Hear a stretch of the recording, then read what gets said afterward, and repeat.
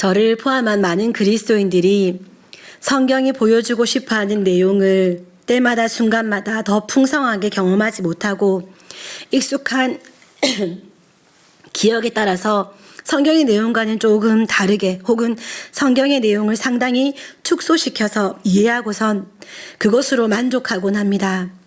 새벽기도 때 담임 목사님의 설교를 들으면서 제가 깜짝 놀라거나 혹은 제 마음에 강하게 두드림이 있다라고 느낄 때는 대부분 제가 잘 알고 있는 말씀이라고 생각했지만 사실은 제가 틀에 갇혀서 하나님의 더 크신 마음을 몰라서 내가 이렇게 이 소중한 말씀을 지나칠 뻔했다라는 생각이 들 때 제가 많이 놀라게 됩니다. 성경공부 기초반 종강 파티를 하면서 2기 중에 한 분께서는 지금까지 가볍게 지나쳤던 내용이었는데 성경 공부를 하면서 정말 많이 깨달았다라고 말씀하시기도 했습니다. 내가 익숙하게 보았던 성경 본문일수록 풍성히 은혜를 누리지 못하게 되는 경우가 많은데 그 중에 한 본문이 오늘 읽은 말씀입니다. 사실 이 본문은 거의 많은 성도님들이 거의 다 외우다시피 하는 정말 인기가 많은 성경 본문입니다. 오늘은 본문의 말씀을 보면서 우리가 가볍게 흘려버리기에는 너무 소중한 몇 가지 은혜를 생각해 보려고 합니다. 첫째로 여호와는 나의 목자시니라는 표현입니다.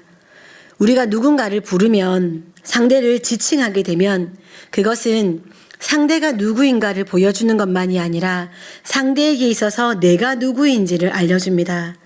여호와는 나의 목자시니라는 표현은 여러분 하나님은 목자십니다라는 의미를 보여주기 이전에 하나님이라는 분이 나의 목자시라면 이 말을 하고 있는 내가 누구인지가 먼저 드러나게 됩니다.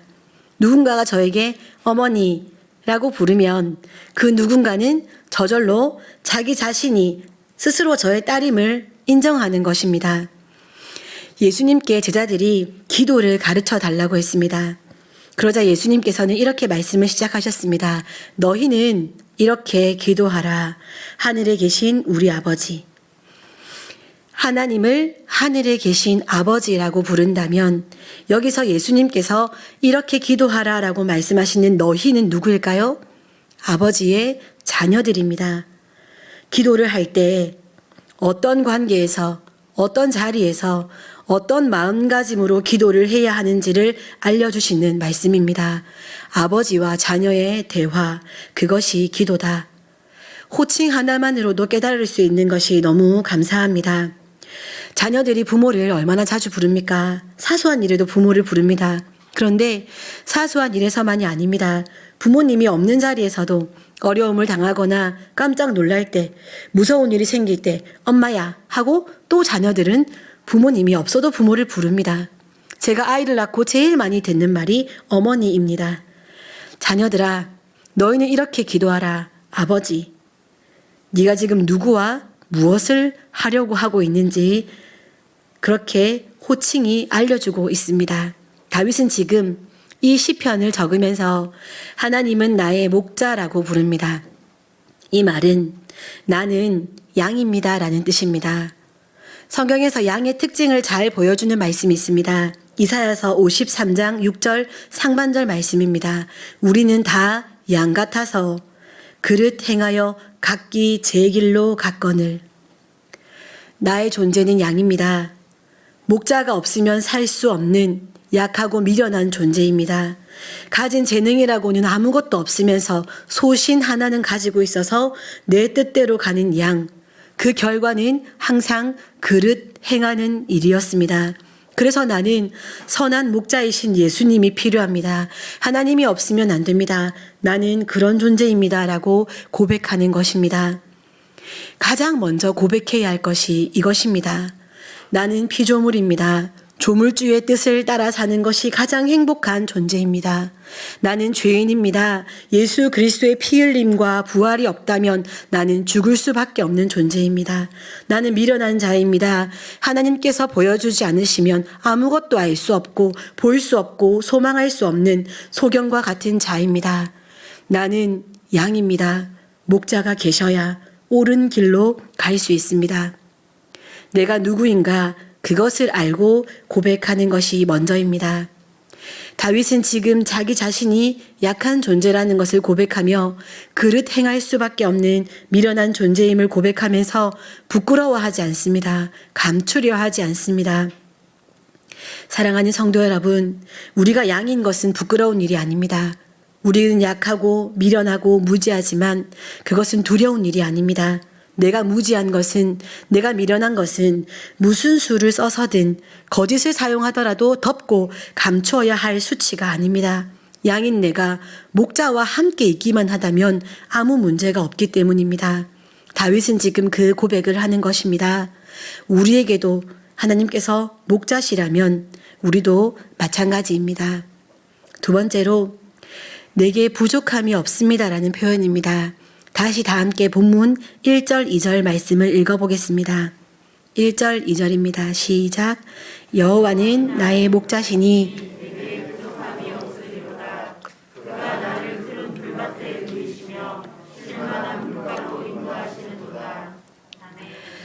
정신을 바짝 차리고 읽지 않으면 시편 23편을 이렇게 이해하는 경우가 많습니다. 여호와는 나의 목자시니 그가 나를 푸른 풀밭 쉴 만한 물가로 인도하시기에 나는 부족함이 없습니다 라고 이해할 수 있습니다. 뭐가 다르지? 방금 읽은 말씀이랑 많은 그리스도인들이 제 마음과 크게 다르지 않아서 우리는 이 본문을 읽으면서 이렇게 이해하고선 만족하고 행복해합니다. 여호와는 나의 목자시니 그가 나를 푸른 풀밭 쉴 만한 물가로 인도하시기 때문에 나는 부족하지 않다.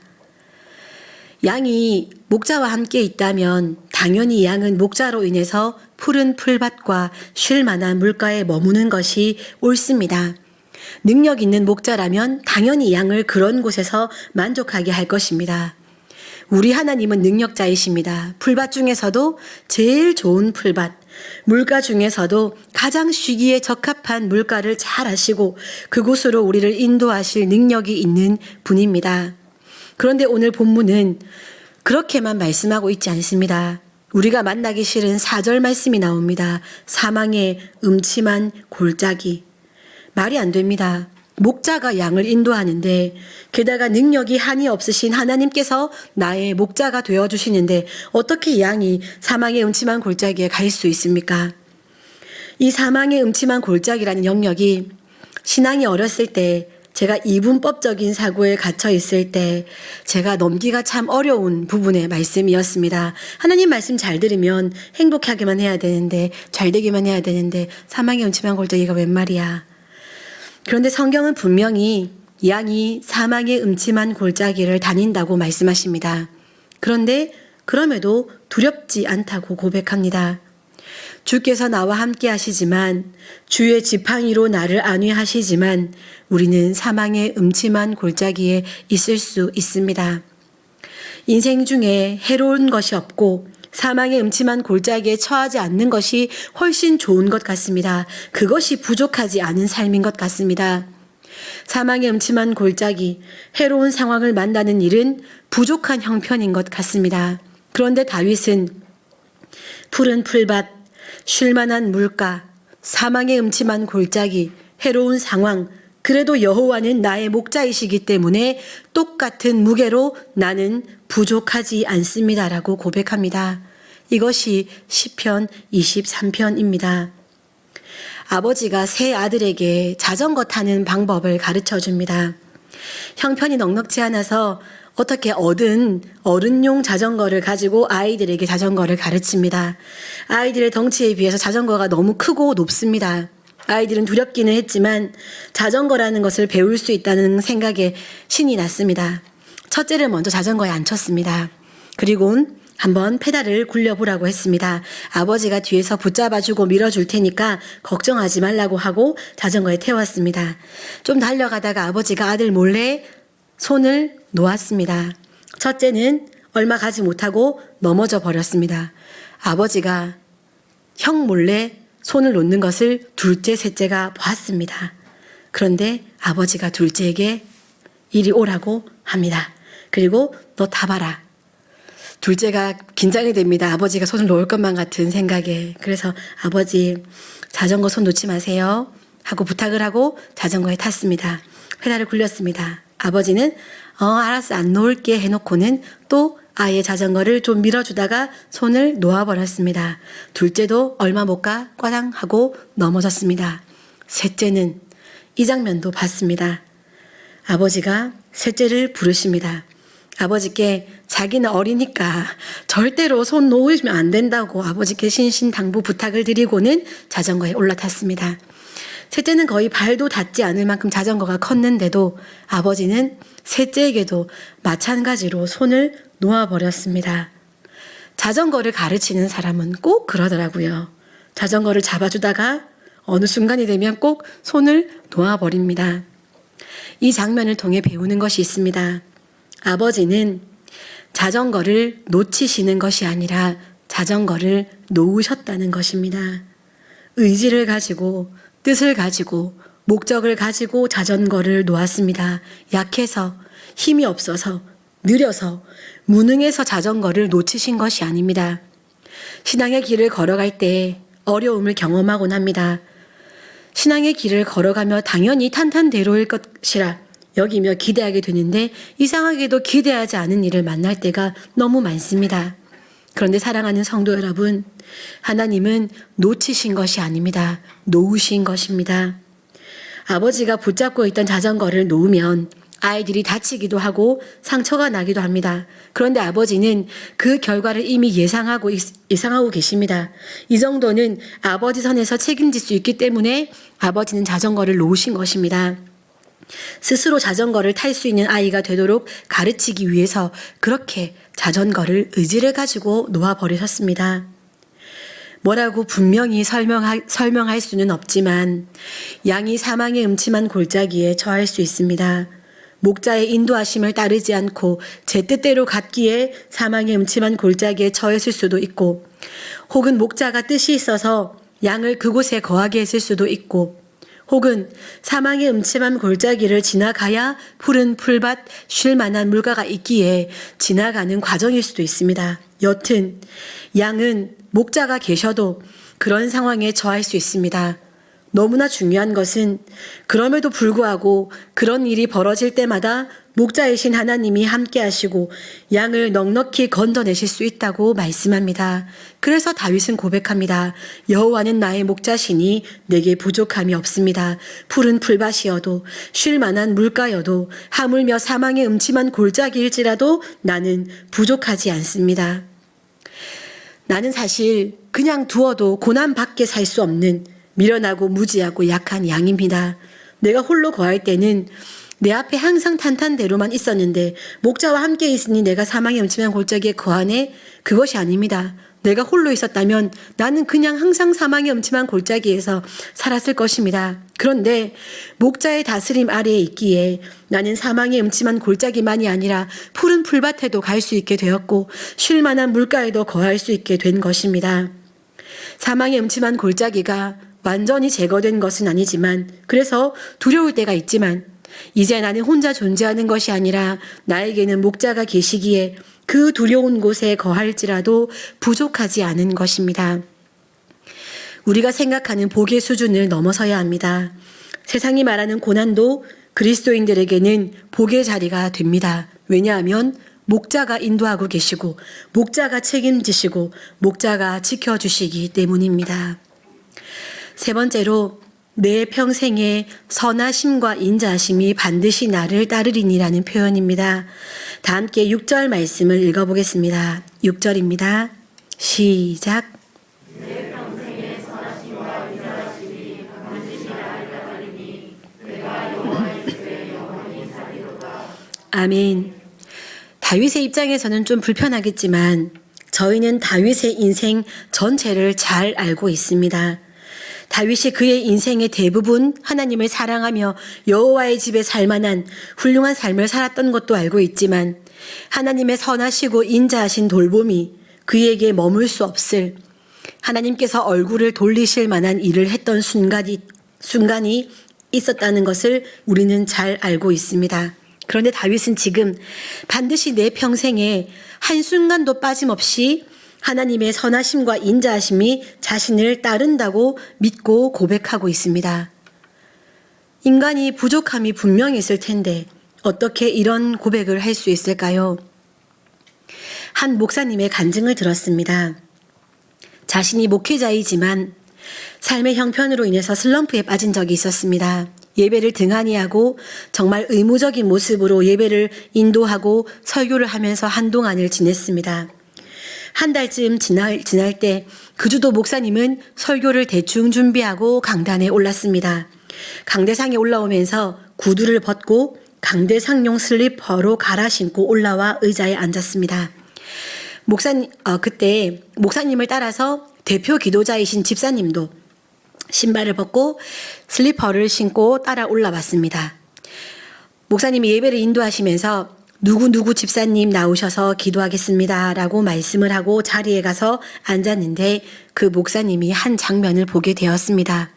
보통은 슬리퍼를 신은 상태에서 기도를 합니다. 강대상에서만 신는 구별된 슬리퍼이기 때문입니다. 그런데 그 집사님은 슬리퍼를 가지런하게 옆에 벗어두고 맨발로 서서 기도를 시작했습니다.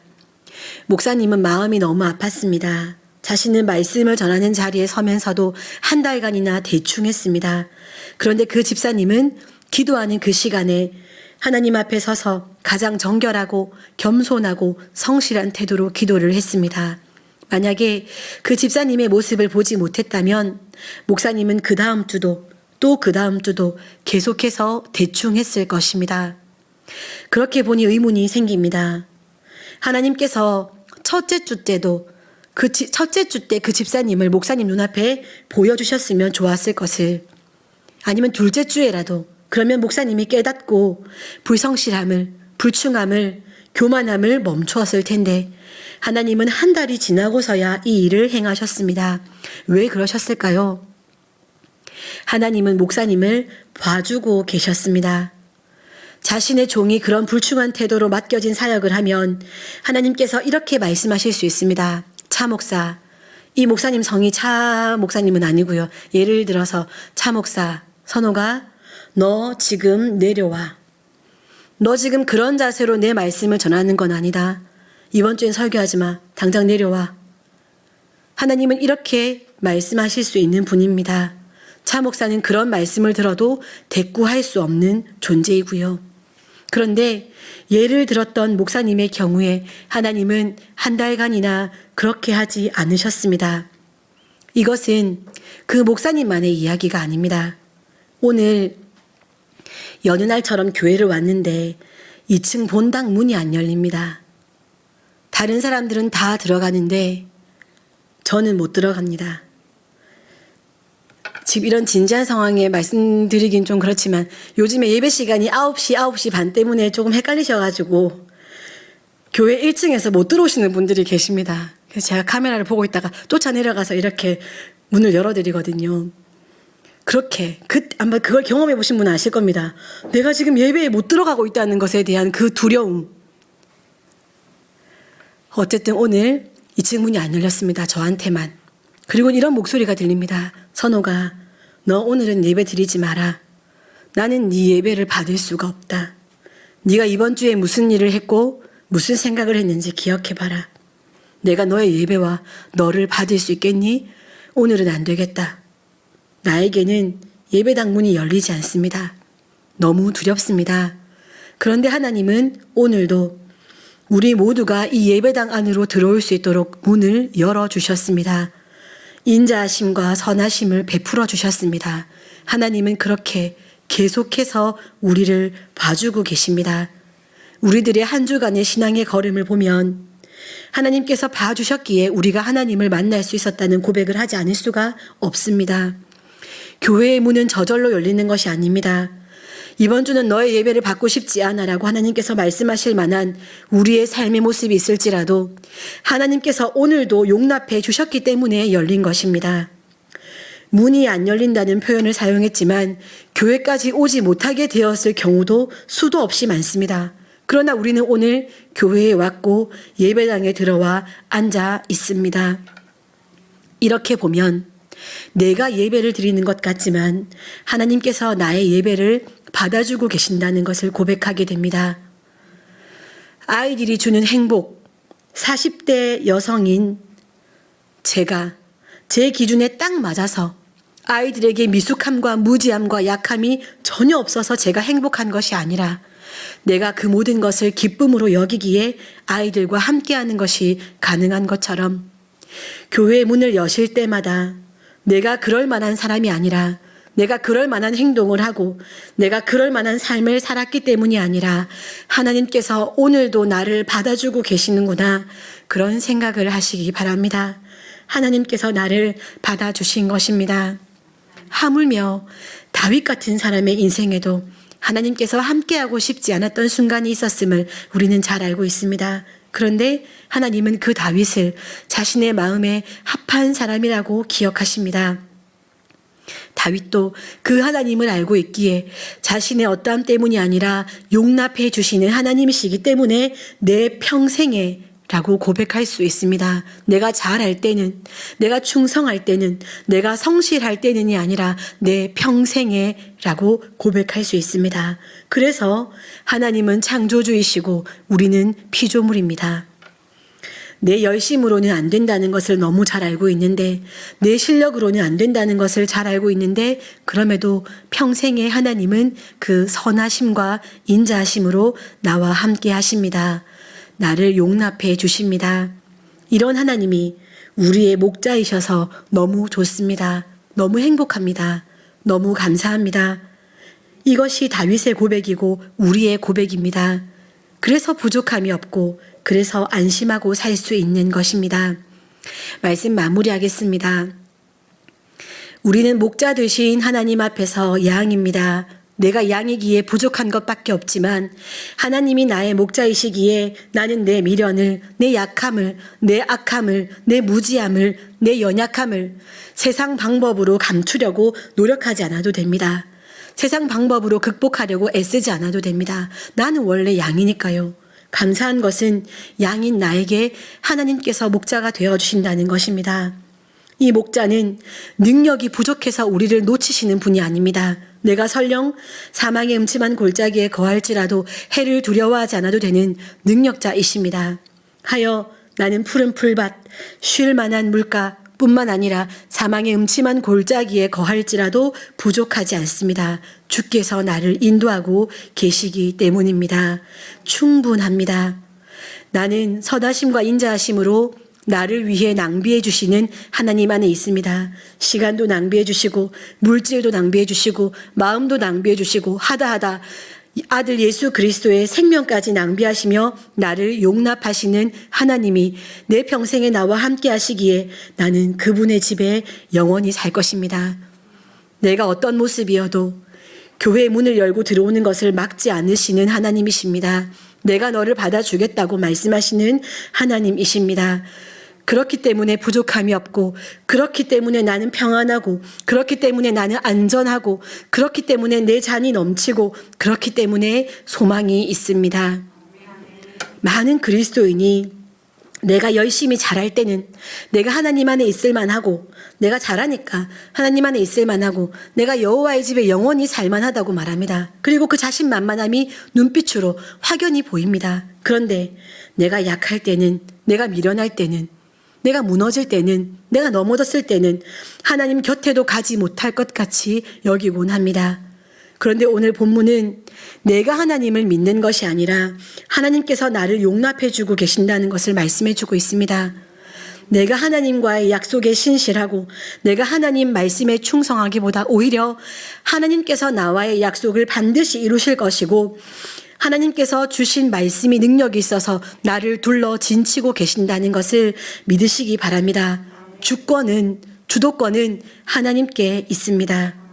나의 변덕보다 하나님의 신실하심이 크고, 나의 죄인됨보다 하나님의 용서하심이 크고, 나의 완악함보다 하나님의 인내하심이 더 크다는 것을 늘 기억하는 우리가 되기 바랍니다. 성경을 보면 이런 하나님은 어마어마하게 담겨 계십니다. 2021년 한 해를 돌아보고 또 한 주간을 살아가며 나의 삶은 늘 부족할 뿐이지만, 가지런하지 않지만 그 가지런하지 않은 그 모습 속에서 주님이 나의 목자 되심을, 그리고 나를 위해 낭비하시는 그 하나님을 떠올리시는 우리가 되기 바랍니다. 그 하나님을 제대로 만나서 부족함이 없는 삶을 살아가는 우리 새빛교회 성도님들 되시기를 간절히 소망합니다. 기도하겠습니다. 사랑하는 하나님 감사드립니다. 오늘도 생명의 귀한 말씀을 주시고 말씀의 한 구절 한 구절 담겨있는 하나님의 크심을 보여주시니 감사드립니다. 저희 어떠한 조건을 가지고 하나님께 나아갈 수 없는 저희는 양과 같이 부족한 존재입니다. 그러나 온전하시고 충만하신 하나님이 우리의 목자이시기에 우리는 부족함이 없다는 믿음의 고백으로 우리의 삶의 순간순간을 살아가기를 소원합니다. 잊지 않게 하여 주십시오. 내가 어떠한 조건이 되기 때문에 하나님께 갈 수 있는 것이 아니라 하나님이 우리를 사랑하시기에 우리를 용납해 주시기에 우리가 하나님의 시선 앞에 서 있다는 것을 기억하며 하나님과 아름답게 교제하며 살아가는 하여서 우리 인생 가운데 부족함이 없다는 고백으로 살아가는 저희 모두가 되게 하여 주옵소서. 감사드립니다. 예수님 이름으로 기도드립니다. 아멘.